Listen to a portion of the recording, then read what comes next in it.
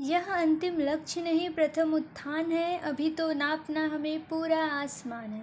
Hello my dear friends, welcome to my YouTube channel आज के study words. कैसे हो आप लोग? आई होप आप लोग अच्छे होंगे। आज का हमारा टॉपिक है मानव पाचन तंत्र, ह्यूमन डाइजेस्टिव सिस्टम। आइए देखते हैं। मनुष्य में भोजन के पाचन के लिए एक पाचन तंत्र होता है।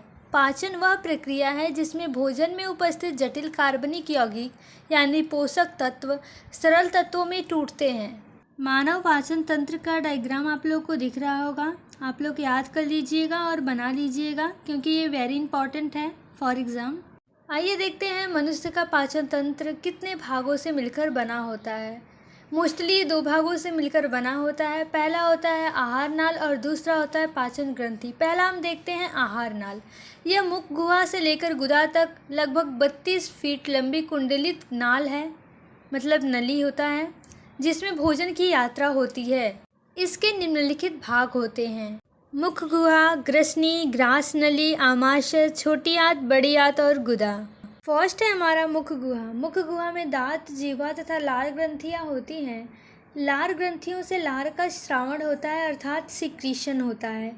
मुख गुहा में भोजन को दांतों द्वारा छोटे छोटे टुकड़ों में तोड़ा जाता है और जीवा द्वारा लार को मिलाया जाता है यानी मिक्स किया जाता है, जिससे भोजन की लुगदी बन जाती है और उसे निगलने में बहुत आसानी होती है, अर्थात भोजन बहुत मुलायम हो जाता है जो कि आसानी से निगला जा सकता है। लार में टाइलिन नामक एंजाइम होता है जो कि मंड को शर्करा में तोड़ता है यानी ब्रेक डाउन करता है।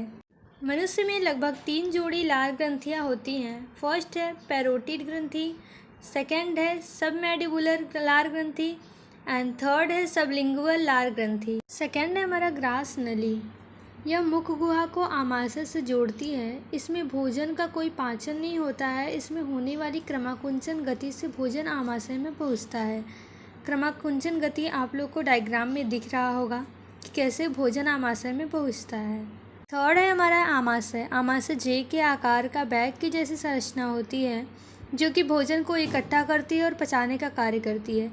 आमाशय में भोजन 4 घंटे तक रहता है। आमाशय की आंतरिक दीवारों में जठर ग्रंथियां पाई जाती हैं जिससे जठर रस का स्रावण होता है यानी सिक्रीशन होता है। जठर रस में पेप्सिन एंजाइम, हाइड्रोक्लोरिक अम्ल तथा श्लेष्मा पाई जाती है। आइए देखते हैं इन तीनों का कार्य क्या होता है।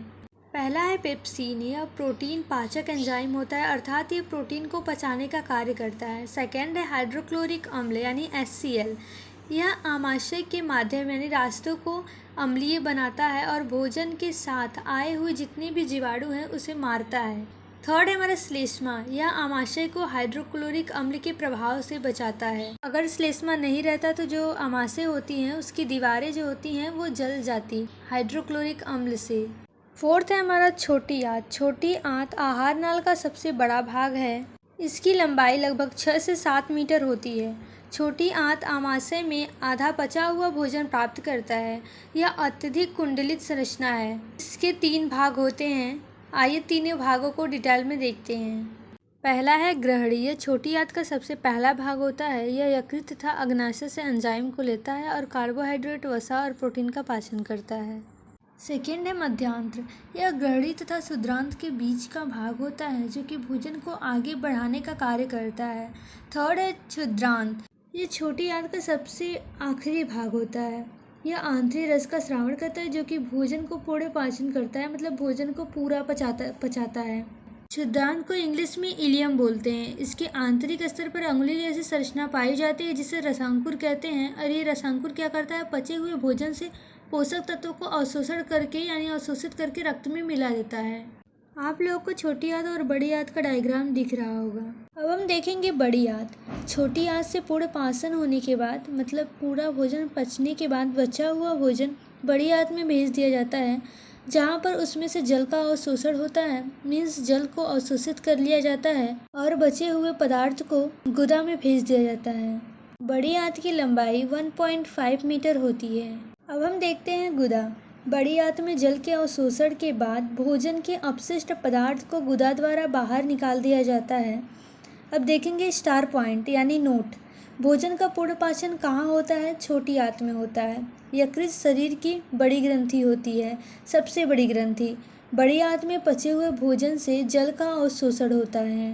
आहार नाल हमारा कंप्लीट हो गया है। अब हम देखेंगे पाचन ग्रंथियाँ। पहला है हमारा लार ग्रंथि। लार मुख गुहा से स्रावित होने वाला चिकना द्रव्य है जो कि लार ग्रंथियों के द्वारा स्रावित होता है। लार में टैलिन नामक एंजाइम होता है जो कि भोजन को पचाने में सहायक होता है। मनुष्य में 3 जोड़ी लार ग्रंथियाँ पाई जाती हैं। सेकेंड है यकृत, जिसको हम लीवर बोलते हैं। यकृत शरीर की सबसे बड़ी ग्रंथि होती है। यकृत में एक थैली लटकी हुई होती है जिसे पित्ताशय कहते हैं। इसी से पित्तरस का स्रावण होता है और यह आवश्यकता अनुसार भोजन के पाचन में उपयोग होता है। हम देखेंगे जठर ग्रंथि।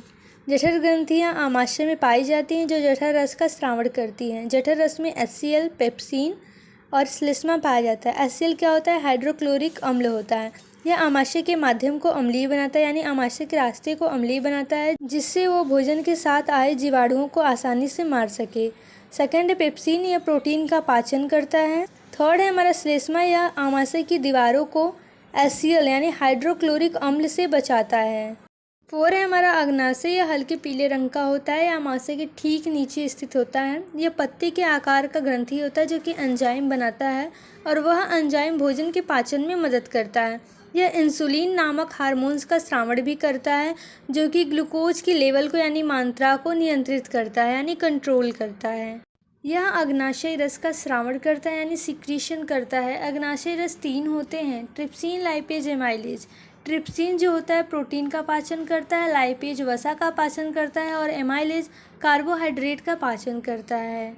डायग्राम आप लोग को दिख रहा होगा अग्नाशय का, जो येलो कलर का है पत्ती आकार का, वही अग्नाशय है। Thank you so much. मिलते हैं नेक्स्ट पार्ट में।